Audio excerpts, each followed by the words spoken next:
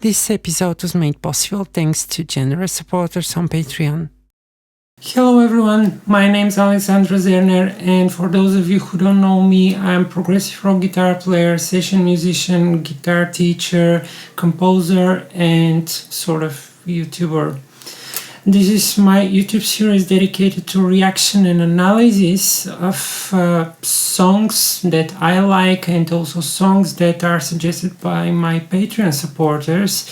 And I would like to use the opportunity to invite you to check out my Patreon page, where you can request analysis of a song that you like, and you can also get access to all kinds of interesting things like tabs, audio downloads, exclusive materials, and membership starts as low as $3 per month. Now, today's episode is something that I chose, and it's a song by Michael Romeo, and those of you who follow him know that he has a new solo album which is called War of the Worlds Part 2. It came out in March.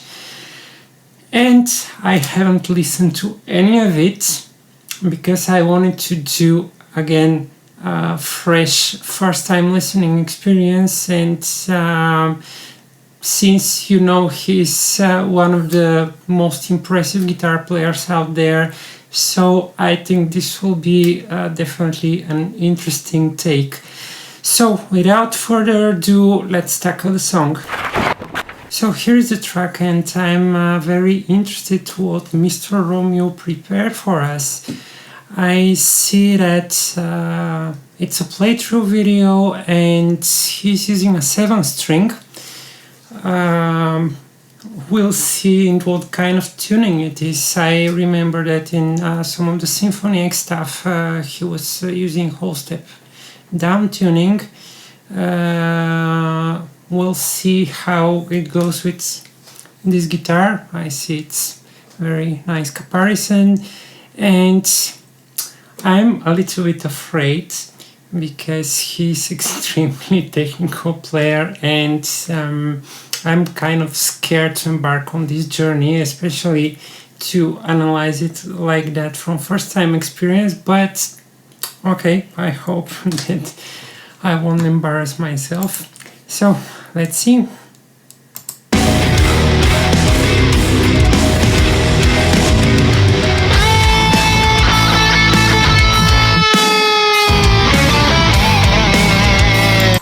Okay. Apparently it's again whole step down because I see that he's playing A. But, or maybe I'm mistaken.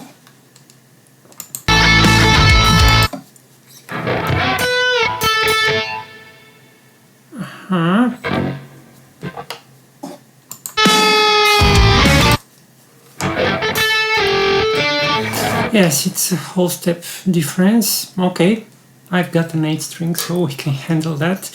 The beginning was quite impressive. It was some riff which is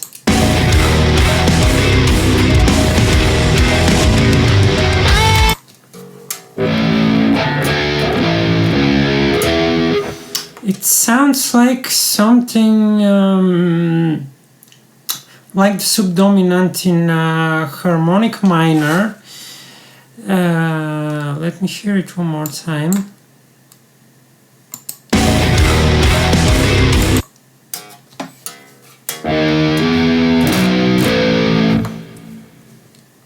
Almost there.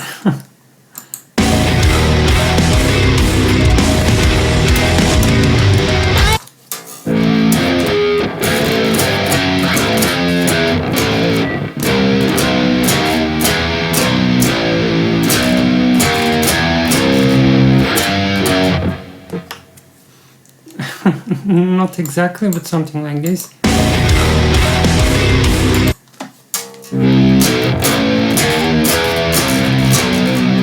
Okay, so in his tuning it would be like open 7 string, so it will be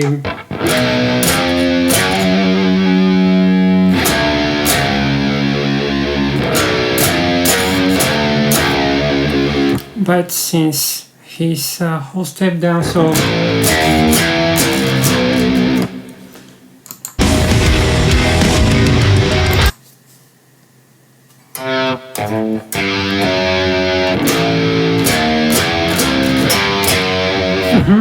okay.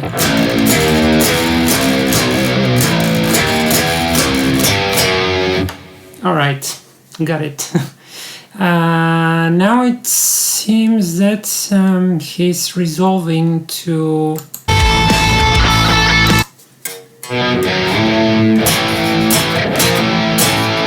okay, so he plays he continues in B. Of course I need to play A because of the tuning difference.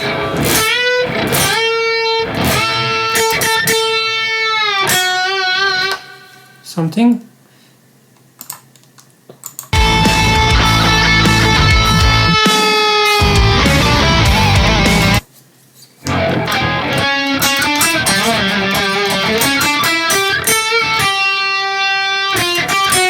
Okay, we're not yet completely clear about the mode, but what we have here would be B major, and this suggests either Mixolydian or no, actually if we base ourselves on the riff in the beginning, it's rather Phrygian dominant,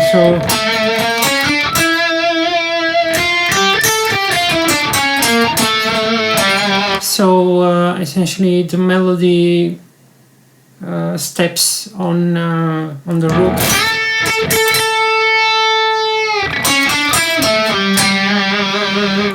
So he follows that mode for now.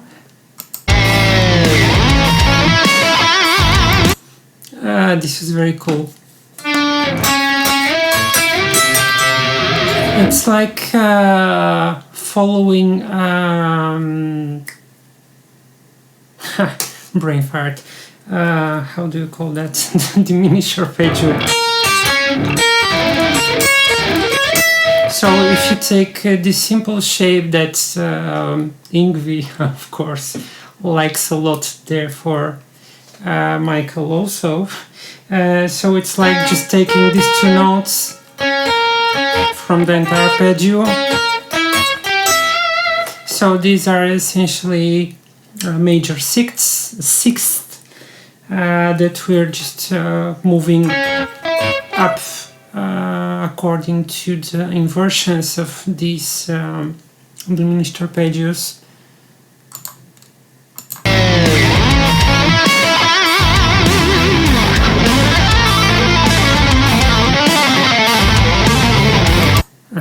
Okay, that's very interesting take on the scale, because he's adding one more note in there that doesn't belong to the Phrygian dominant.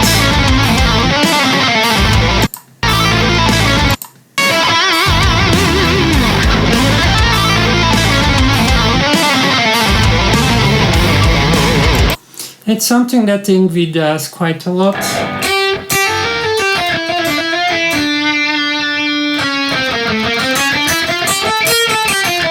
So these will be the notes from the Phrygian dominant, and then we should go directly down there.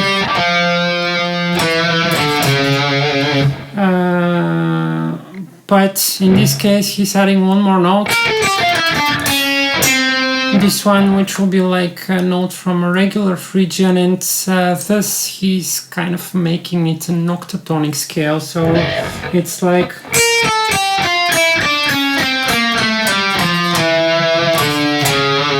and essentially he's just like noodling around.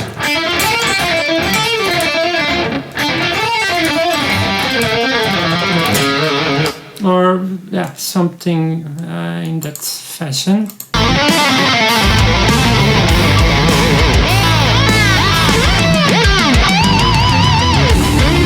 Okay, that was very beautiful. a very, very nice, powerful lick.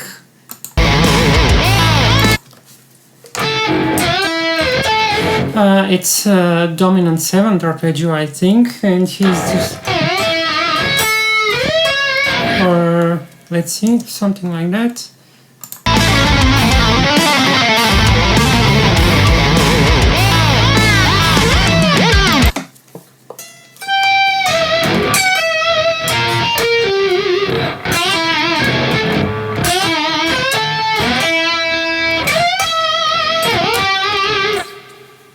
Yeah, almost that.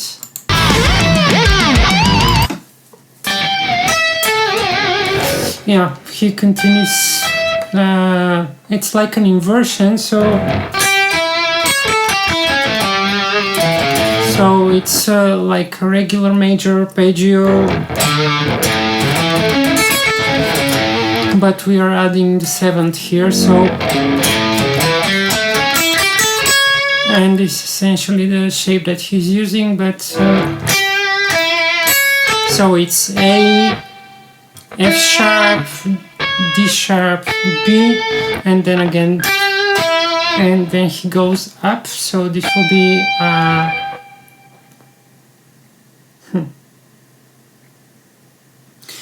this will be A in his tuning, A, F sharp, so it's like an octave of this, and then playing B and A, so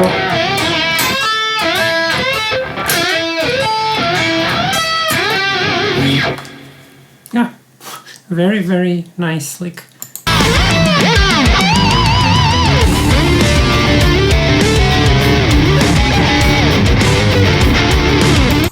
What happened there?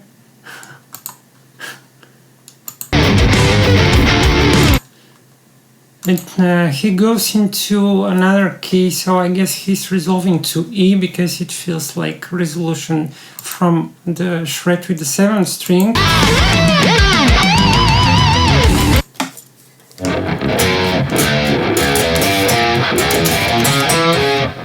There's some riff underneath which is leading to this resolution. It feels again like some kind of diminished.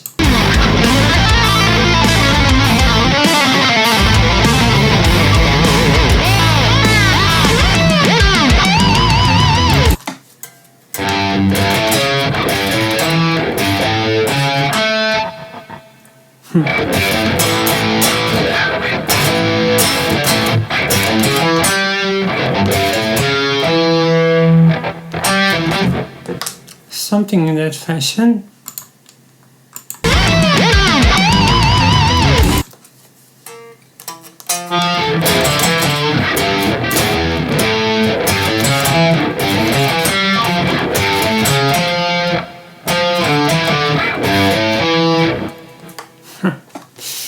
Okay, now the embarrassment starts.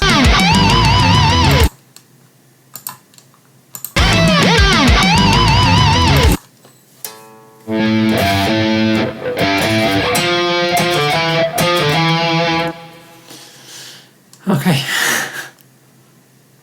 last time.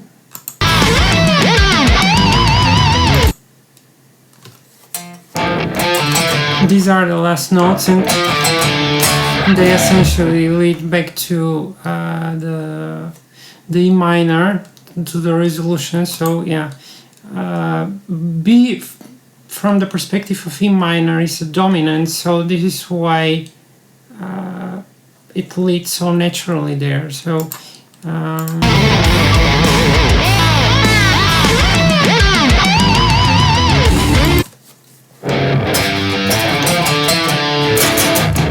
and here starts the strange lick.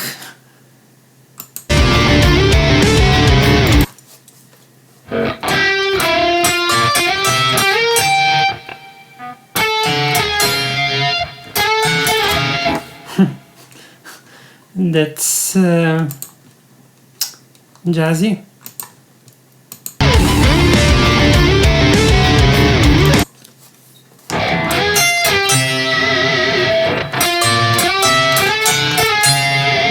So if we are in E minor, so he's playing a series of major sixths again. So these are G with E, then A with F sharp, and then B with G sharp on top, which sounds a little bit strange because it implies, at first at least, it implies E major, but then he goes a half step down, and now it feels more like a blues scale, and judging by the riffs after that, apparently this is his idea.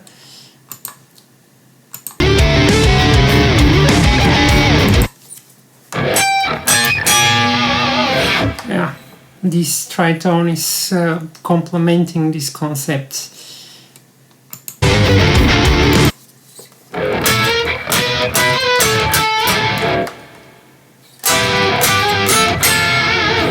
Yeah, another bluesy stuff, so I guess this part will be more in this flavor.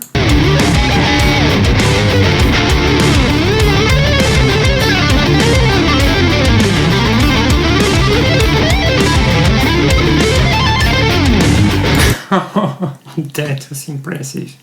So at the beginning what I saw is some pentatonic stuff, and then he's changing to another mode.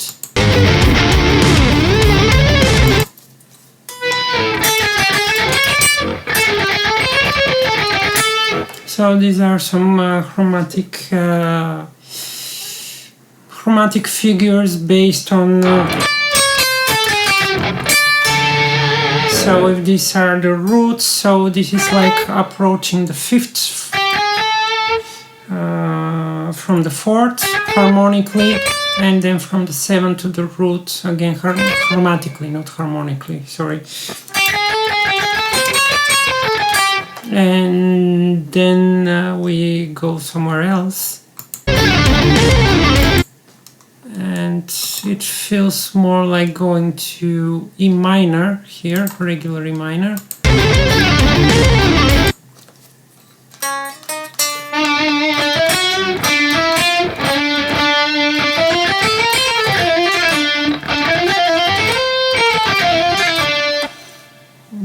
Yeah, something like that with some additional notes here.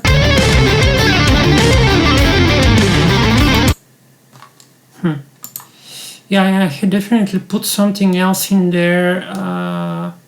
I think that probably it's again this octatonic idea by mixing up two modes.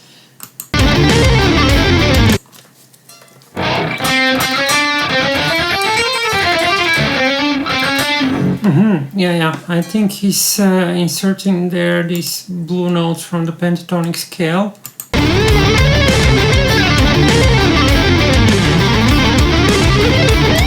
And now this is very interesting thing, because he suddenly runs into this arpeggio type of thing, which is over the dominant chord. So if we're in E minor, he's playing B minor.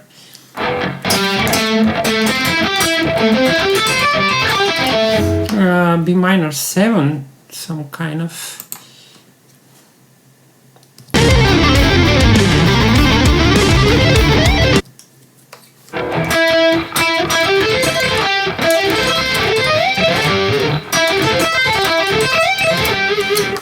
Yeah, it's exactly what he's doing. So this brings very interesting flavor over E minor, because it's like adding several notes and making it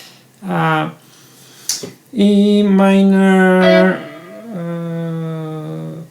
11. So it's very jazzy already.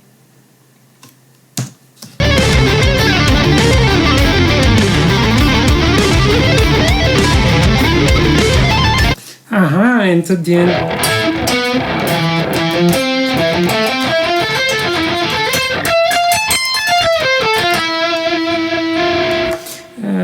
So now we are adding even more flavors in there, because it's not more, but just different. So it's it's a pattern, so this is why I recognize it so easy. It's this pattern which is like major 7 arpeggio, which repeats over the octaves, but when it's played, so it's G major 7. So this is the pattern, and then it repeats an octave higher, and again.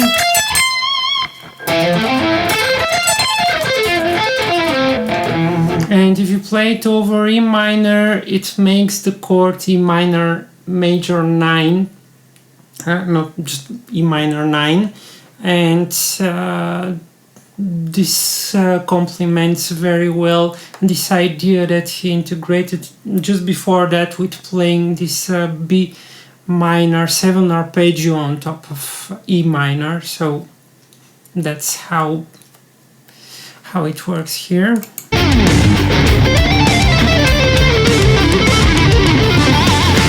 Okay, so this is just a regular minor that he's shredding in between, and then there are just a sequence of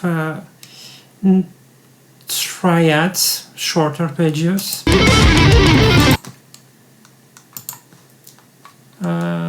No, actually, it feels almost like tetrads, some 7s or.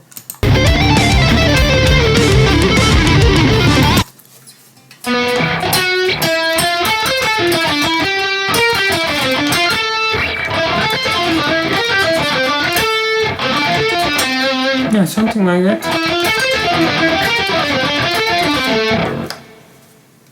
Let's see.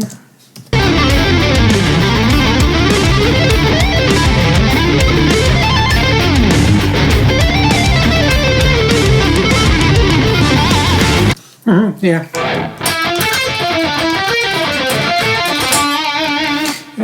Yeah, these are sequences of 4 notes, so they are matching the same idea of the 7 chords like this.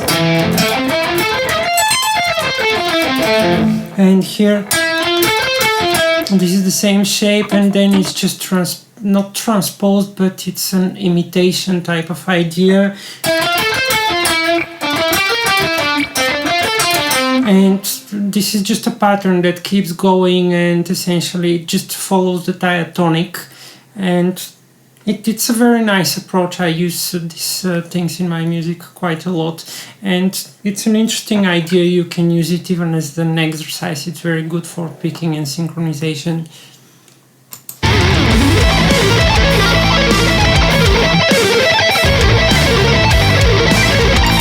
Okay.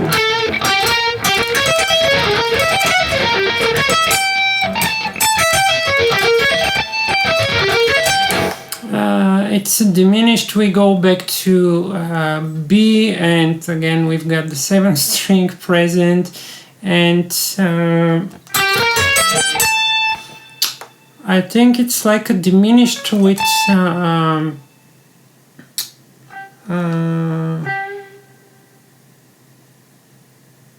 so it's A diminished arpeggio and with a B on top, probably. I think so.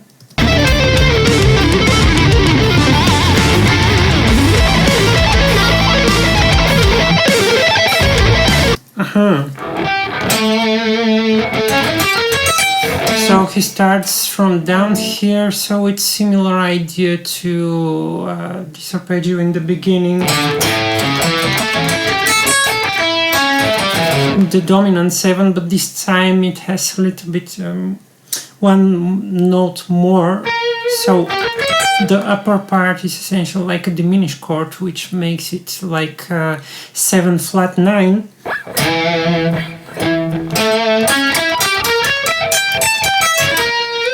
So this note here is the flat 9, and normally this will be just the dominant 7.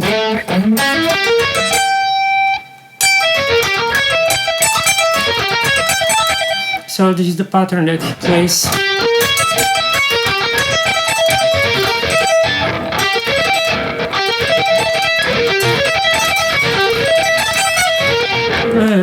Yeah, approximato.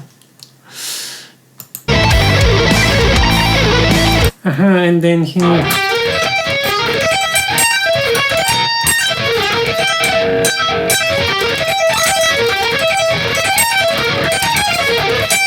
Yeah, it's one inversion higher, still diminished arpeggio. And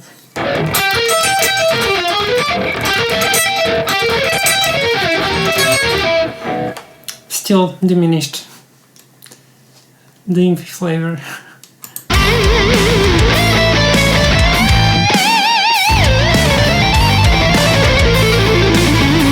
And if you recognize that it's exactly the same figure, like not exactly the same, but exactly the same approach with the mode like in the beginning, but it's an octave higher. The idea of combining a regular Phrygian with Phrygian dominant.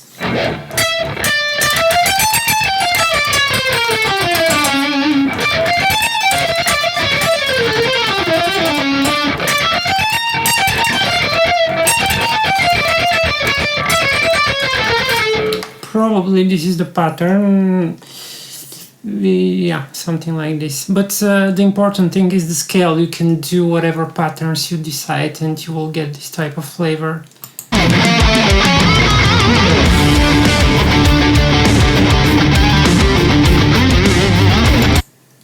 Very, very nice riff. I guess we're back to E minor. Aha, okay, no, this pattern is... Yeah, it's a different pattern, it's just like zigzag stuff.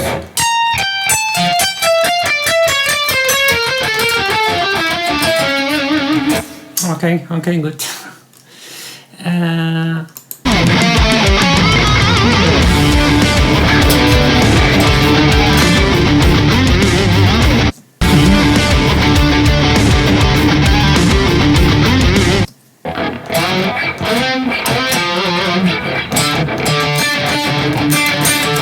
Yeah, so we are back to E minor.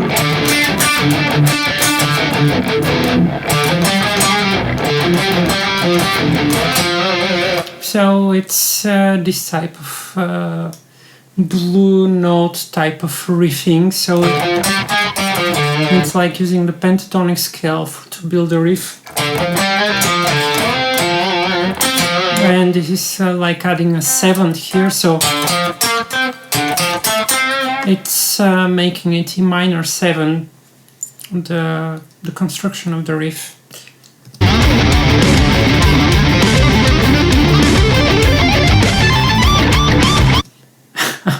Okay, that's hell of a shred here.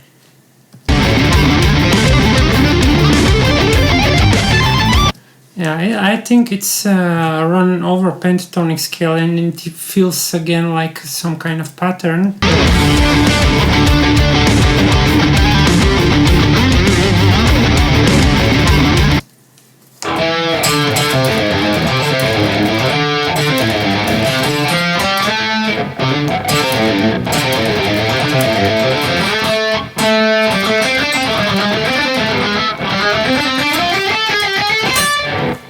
Something in that fashion.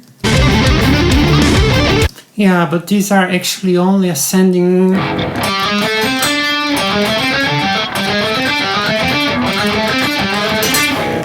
He plays them economy picking, and which makes it easier to execute.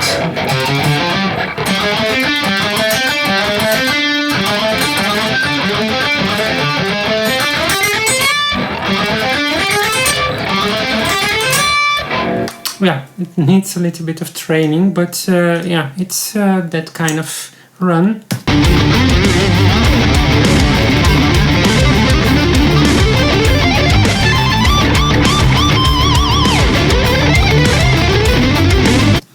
And now here there is a different flavor, and this is already Dorian mode. You can feel the this 6 degree, the right 6 degree in the Dorian mode is very prominent. It gives this a little bit uplifting feel and kind of asking a question.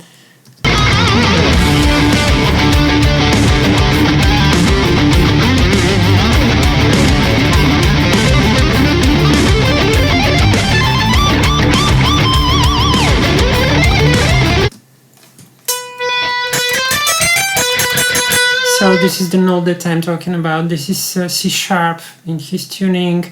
So this is just so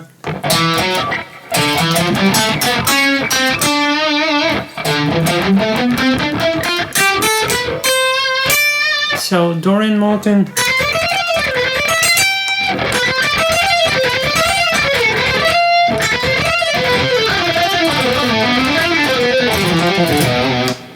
Something like that.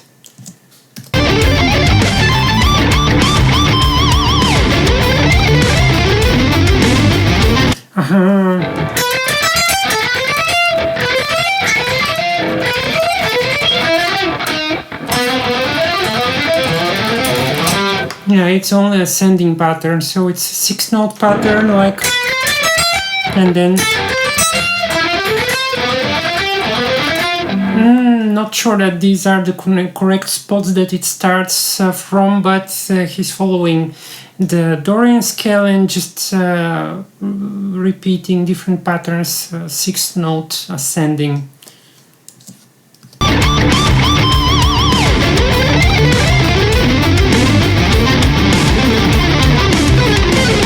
So now he's doing like a reverse pattern, so it's again 6-note section, but it's like a 6-note pattern, but it's descending, so it's like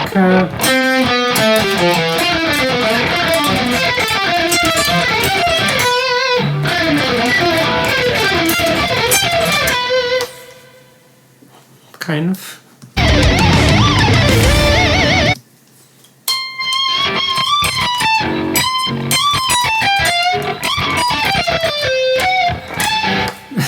Whatever, yeah.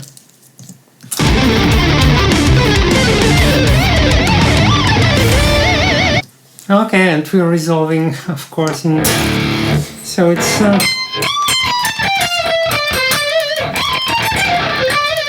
yeah, it's just he follows this 6-note pattern to reach until the end of life, sort of, and then just resolving on the root, and essentially this is how it ends. No, actually there is a blue note here, again from the...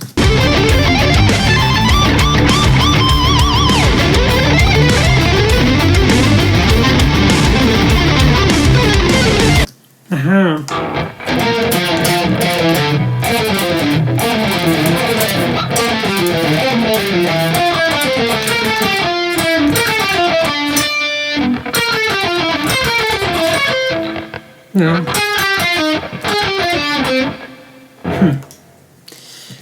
Couldn't really figure it out.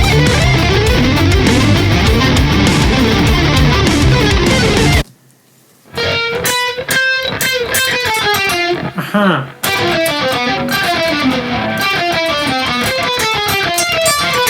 Yeah, it's the same approach with Dr. Tonic.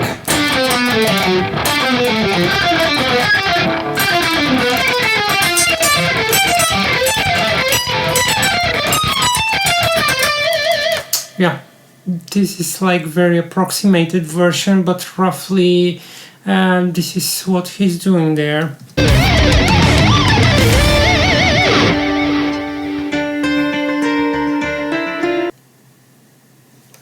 Why did it end like that? Well, apparently this is just an excerpt. It's quite short, it's a minute and a half, but it was quite intense, I must say, and like a very typical shred for him. And yeah, I think I will give it a more thorough listen, because there are very nice riffs in there, and they are worth it to explore and learn, like for real, because it's a very good guitar shred vocabulary that you can acquire from learning such things. And I would always encourage you to learn things by ear. It's very rewarding, and it helps you to figure out when the tabs are wrong, and they're wrong so often that it's not really a good idea to rely so just on tabs, and learning by ear will develop your musicality quite a lot, and you will be able to pick songs like very easily, so go for that. So that's everything for this episode. I hope you like it and find it interesting and useful. Please let me know in the comments below which parts of this song do you like the most and why. And also don't forget to check out my Patreon page, because this is how you can support everything that I do on this channel. See you next time, and prog on!